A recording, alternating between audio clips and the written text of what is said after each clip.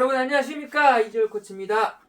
오늘은 여러분들께 그 철인삼종을 그냥 하는 것보다는 우리 뭐 맨날 수영하고 사이클 타고 달리기 하잖아요. 가끔 등산도 하고. 그런데 그 세 가지를 어떻게 하면 좀 더 잘할 수 있을까? 그러니까 철인삼종을 더 잘하려면 무엇을 해야 될까? 매일 그 세 가지만 하기는 좀 지루하니까, 그러면 좀 종류가 다른 스포츠로 기분 전환도 하고, 그러면서 또 내 실력도 향상시키는 데 도움이 될 만한 그런 운동이 뭐가 있을까 제가 좀 생각을 해봤거든요. 과거에 제가 했던 운동도 있고, 해보진 않았지만 그럴 것 같은 종목들이 좀 생각이 나서 여러분들께 좀 알려드리려고 카메라를 켰습니다. 자, 철인삼종 뭐 수영, 사이클, 마라톤이잖아요. 그러면 뭐 웨이트 트레이닝을 하시는 분들도 분명히 있을 거고, 또 수영, 벤치 훈련하는 분도 있을 거고, 고무줄 당기기, 그다음에 달리기 같은 경우를 위해서는 등산도 하시는 분 있을 거고, 트레일 러닝 하시는 분 있을 거고, 뭐 트레이드밀을 뛰는 분들도 분명히 계시겠죠. 근데 너무 안 그래도 그 세 개가 단순하고 지겨운 운동이니까, 그럼 이왕이면 다른 운동을 좀 하고 싶은데, 그렇다고 이 철인삼종을 내가 그 다른 운동을 하는 것 때문에 내 철인삼종 실력이 떨어지는 거, 이건 좀 또 마음에 안 든단 말이에요. 그러면은 이왕 하는 거 좀 재미도 찾고 실력도 향상시키는데 도움이 되거나, 최소한 이 운동을 통해서 철인삼종 실력이 떨어지지 않을 수 있는 그런 운동이 뭐가 있을까 한번 생각을 해봤습니다. 여러분들도 그런 생각 한번 해보신 적이 있지 않나요? 다른 운동도 막 하고 싶은데 이거 하면 내 철인삼종을 더 못할 것 같아. 그래서 안 하게 되는 그런 운동이 있을 것 같아요. 구기 종목을 누구나 다 좋아하죠. 근데 사실 구기 종목은 우리 같은 그 유산소 운동하는 선수들한테는 진짜 피해야 될 운동입니다. 너무 위험하고, 그다음에 운동 성격이 너무 달라요. 그 마라톤만 하거나 육상은 특히 이제 직진을 하잖아요.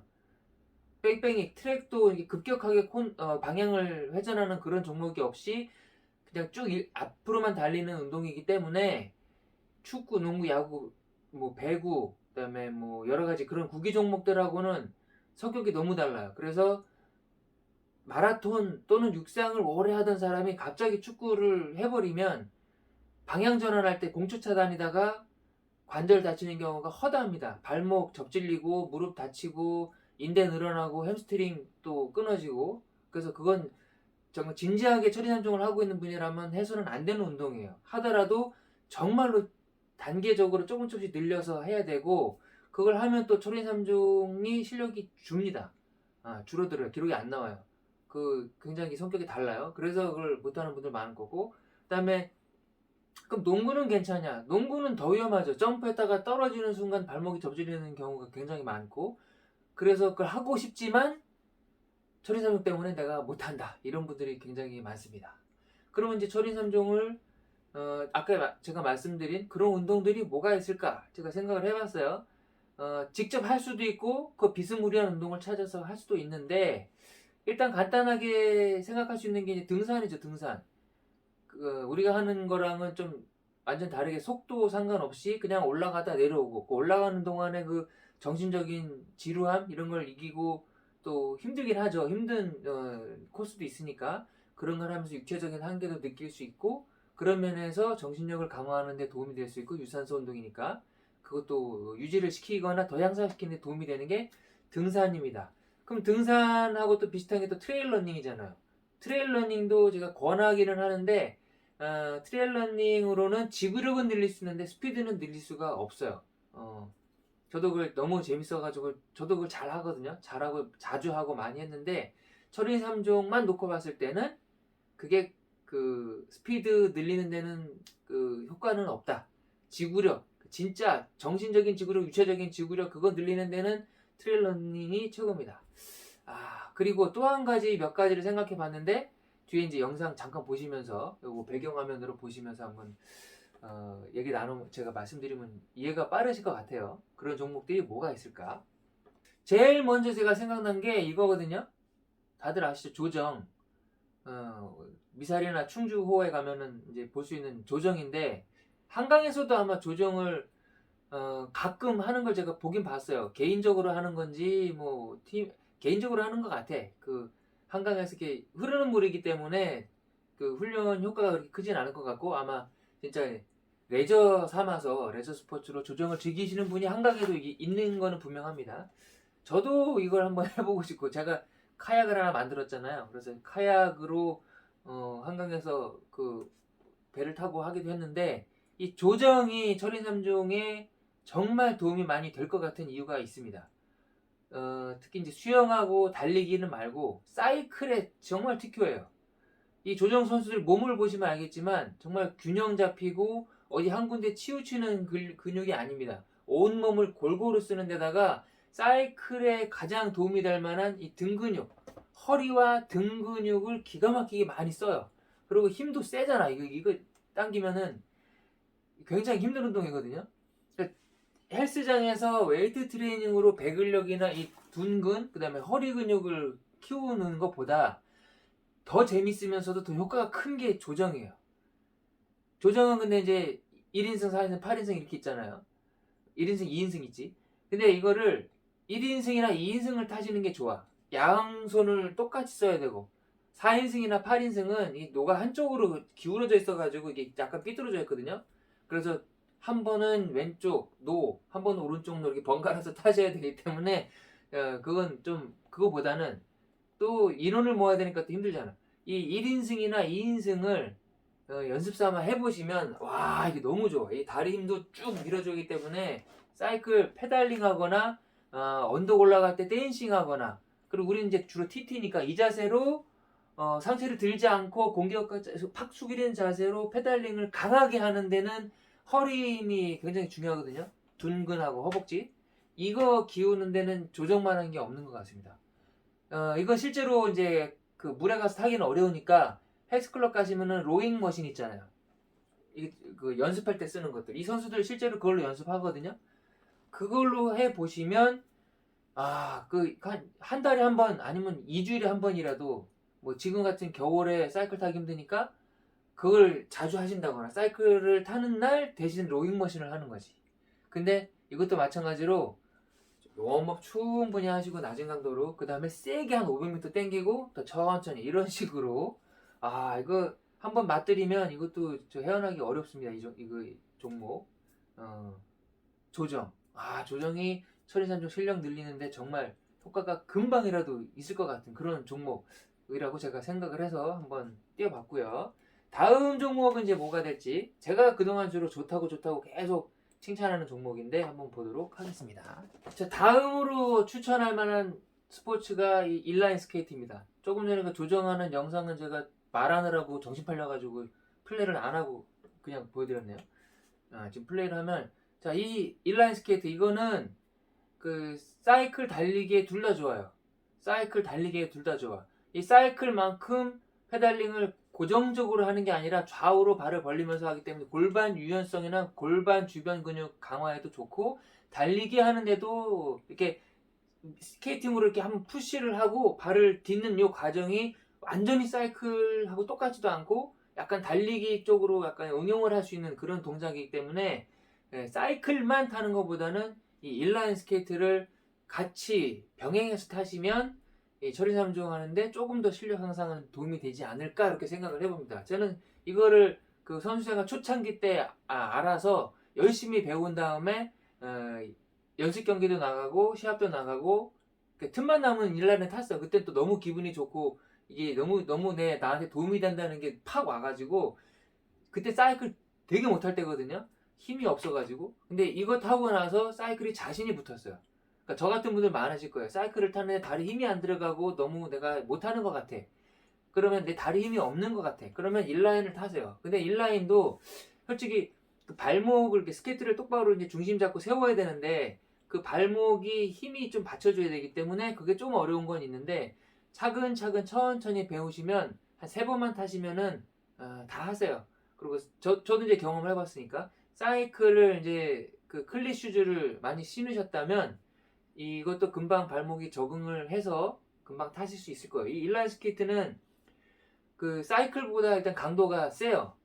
사이클 그리고 얘는 이제 주로 이제 그 브레이크가 없기 때문에 넘어질 위험 때문에 오르막이나 내리막은 그렇게 코스를 타시면 안 되고, 평지를 주로 위주로 타시는데 뭐 인라인 스케이트장 많잖아요. 한강공원에도 많고 안양천변에도 있고 여기저기 많아요. 생각보다 많아요. 아니면 아파트 단지 평지가 있으니까 거기서라도 뺑뺑뺑뺑 돌면서 타시면 되고 의외로 탈 수 있는 공간이 많습니다. 그리고 비용도 굉장히 저렴해. 옛날에 그 선수용 인라인 스케이트는 뭐 200만 원, 300만 원 그랬는데 지금은 뭐 저렴한 거는 레이싱 슈즈가 한 30만 원 밑으로는 살 수 있습니다. 그래서 바로 구매하시는데 그렇게 큰 부담되지 않는 가격이니까 단 그 신발이 얘는 이제 잘 까져요. 복숭아뼈나 발목 이런데 신발을 맨발로 양말을 신더라도 자꾸 이렇게 스케이트를 타면 그 스케이팅 할 때 그 피부가 좀 쓸릴 위험이 있으니까 발에 잘 맞는 신발을 사는 게 관건이고 그리고 처음에는 오래 타시면 안 돼요. 아무리 잘 맞는 신발이라도 까집니다. 쓸려요. 피부가 이렇게 벗겨져. 그래서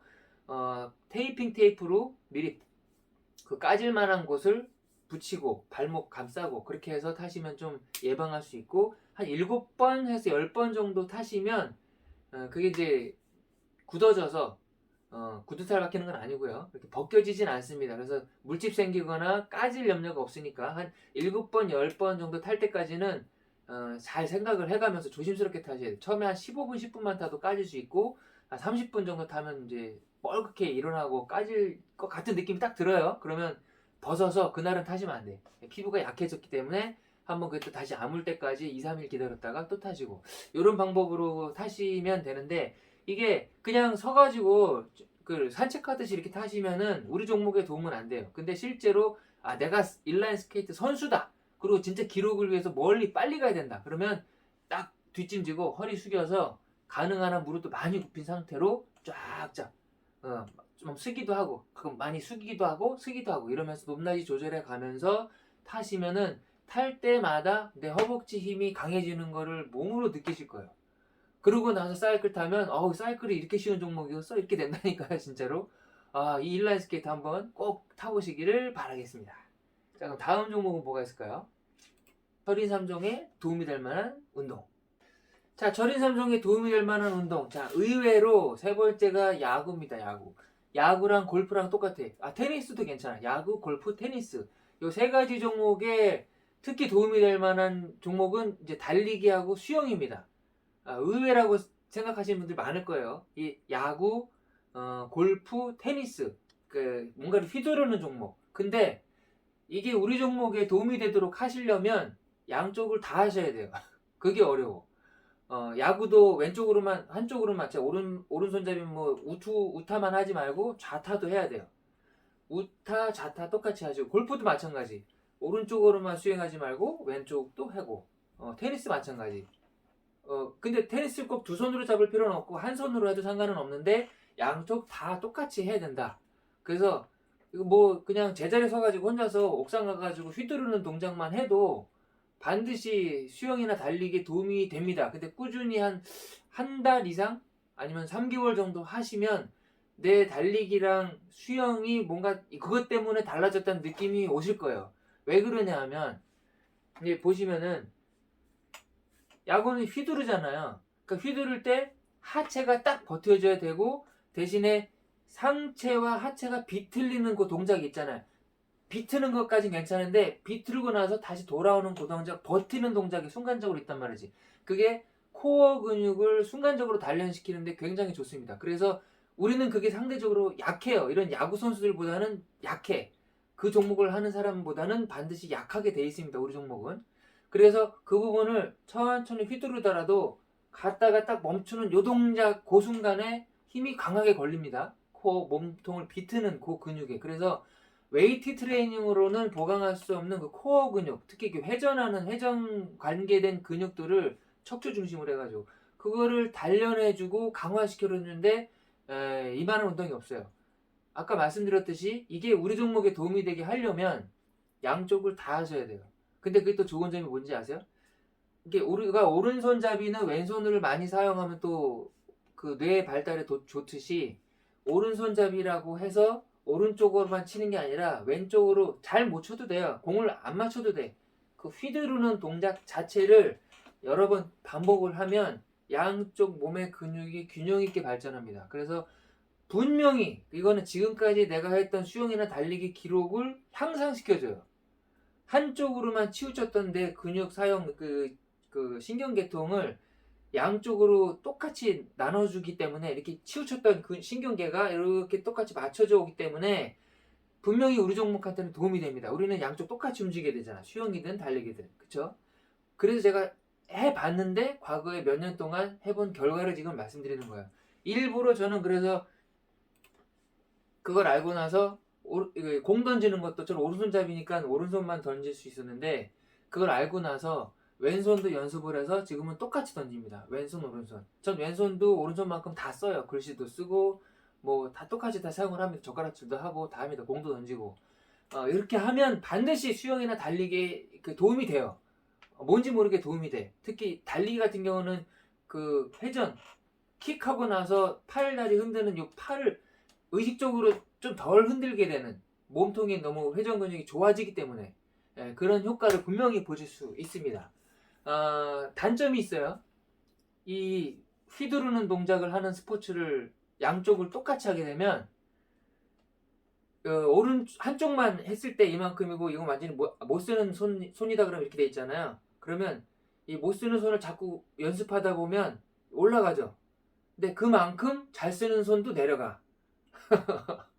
예, 그렇습니다. 내가 공 던지기를 오른손으로 한 70m를 던질 수 있었다.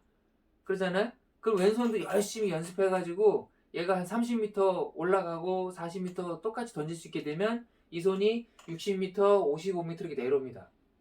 그건 왜 그런지 저도 모르겠어요. 그리고 이걸 70m 유지하면서 이거를 30m, 40m, 50m 올라가질 못해요.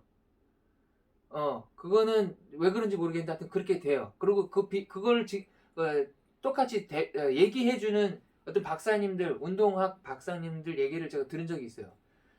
이쪽에 한쪽만 쓸 때는 뭐 100이었으면 이걸 개발하면 할수록 얘가 90, 80으로 떨어진대요. 그래서 균형을 맞추는 거야. 근데 우리는 그게 좋은 거잖아요. 수영할 때 오른팔만 물 잘 잡고 쭉쭉 가면 뭐예요? 왼팔이 젬병인데 대신에 양쪽 균형을 다 맞춰서 가야 더 빨리 직진을 할 수 있는 거죠. 달리기도 마찬가지고. 요런 단점이 있지만 그래도 이제 뭐 그 종목을 전문적으로 할 거 아니면 우리가 도움을 받으려고 부가적으로 하는 운동이기 때문에 충분히 할 만한 가치가 있을 거라고 저는 생각을 합니다. 야구, 골프, 테니스, 그러니까 휘두르는 종목. 배드민턴은 좀 달라요. 배드민턴은 위에서 내려치고 뭐 이러기 때문에 그리고 이제 몸통보다는 팔을 주로 쓰기 때문에 저도 해봤는데 좀 성격이 달라요.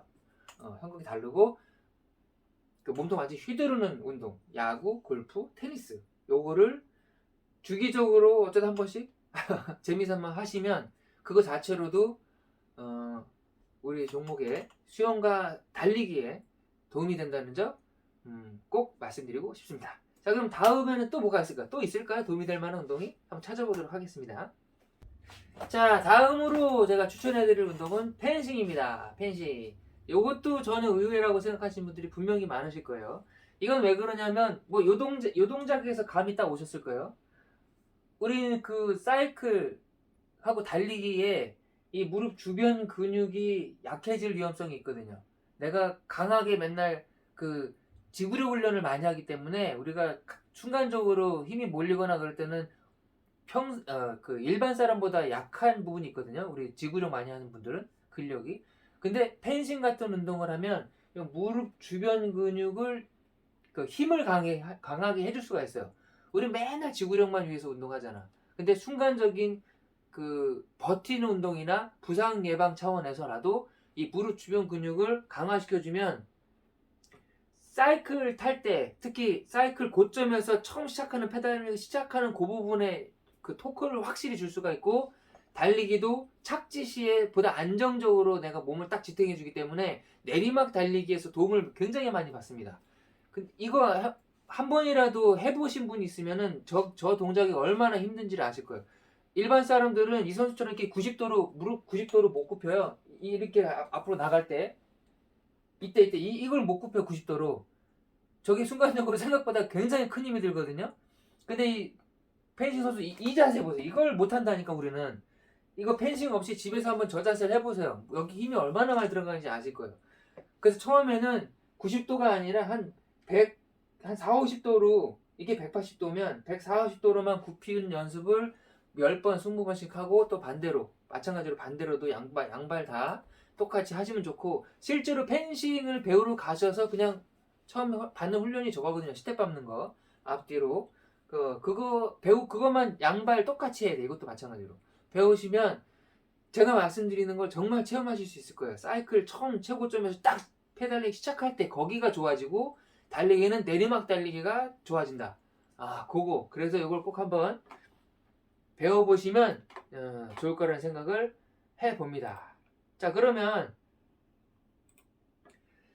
반대로 우리가 꼭 하면 안 되는 종목, 아까 구기 종목 말씀드렸잖아요. 아까 구기 종목 중에 그 야구, 골프는 제가 그 스윙만 말씀드린 거예요. 배트 휘두르는 것만 말씀드린 거고, 수비라든가 다른 필드에서 하는 운동, 그거는 하면 안 되고, 축구 특히 하면 안 되고, 농구 하면 안 돼. 발목 그냥 다칩니다. 약해. 우리는 여러분들이 아시는 것보다 여러분들 몸은 굉장히 약해져 있어요. 일반 사람보다 더 약해요. 방향 전환하고 순간적으로 순발력 치고 나가고 갑자기 스톱하고 이러는 운동은 절대 하시면 안 됩니다. 특히 연령이 좀 있으신 분들은 하면 안 돼. 절대 하면 안 돼. 다칩니다. 계단 운동을 하시더라도 올라가는 것만 해야지 내려가는 거는 하지 마시고 특히 두 칸 세 칸 뛰어 내려오는 거는 절대 하시면 안 돼요. 그렇습니다. 그리고 또 하면 안 되는 운동이 MTB 마운틴 바이크.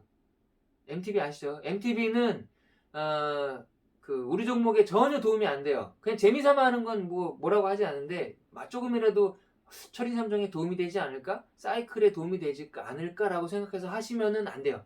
전혀 다릅니다. MTB는 자전거를 타긴 하지만 우리 도로에서 타는 사이클하고 완전히 다른 종목이에요. 그리고 부상 위험도 있고 일단 우리 종목보다 쉬워요. 체력적으로. 기술은 더 많이 필요하지만 체력적으로 우리 로드바이크 아니면 TT에 도움이 안 됩니다. 그건 맞아요. 그래서 그것만 하는 선수들은 그거 나름대로 특화되어 있는 게 있고 로드바이크는 로드대로 특화가 되어 있는데 MTB가 로드사이클 우리 철이삼종 사이클에 도움이 되겠구나라는 생각은 하시면 안 돼요. 페달링이 전혀 다릅니다. 그래서 오히려 방해가 돼. 그걸 하면 도로 사이클 타는 데는 방해가 됩니다. 그래서 하셔봐야 별 효과가 없고 재미는 있죠. 재미는 완빵이지. 그거 하시면은 재미삼아 하시는 건 좋은데 도움은 안 된다. 그렇게 말씀드릴 수가 있겠습니다. 자, 많은 종목들이 있는데 특히 이제 수영을 이제 잘하고 싶으신 분들이 많으니까 그러면 수영을 늘릴 수 있는 종목은 없냐? 안타깝게도 수영을 좀 빨리 가게 할 수 있는 종목은 이 물을 딱 캐치하는 그걸 이제 팔꿈치보다 손이 먼저 가는 이 스트로크를 터득하신 분들한테는 권해드릴 게 많은데 그걸 감각이 있으신 분들은 비슷한 동작으로 뭔가 당기기를 운동을 하면 다 도움이 돼. 근데 제가 늘 말씀드리지만 그걸 터득하는 게 쉽지도 않을 뿐더러 이렇게 되는 모든 거의 대부분의 수영 우리 동호인들은 이 동작으로 뭔가 힘을 줘서 당기는 운동을 하면 오히려 더 안 됩니다. 고치기 어려워요. 수영을 잘하고 싶은 분들은 무슨 다른 운동을 할 수 있는 게 아니라 지상에서 계속 내 팔꿈치보다 손이 먼저 움직이는 이 스트로크를 마르고 닳도록 하시는 수밖에 없다. 이렇게 말씀드리면서 오늘 영상은 마무리해 보도록 하겠습니다. 자, 구독, 좋아요 꼭 많이 눌러주시고요. 오늘 영상도 뭔가 마음에 안 드시면 밑에 댓글 달아서 또 지적해 주시면 또 반영을 해 보도록 하겠습니다. 자, 오늘도 좋은 하루 되십시오. 감사합니다.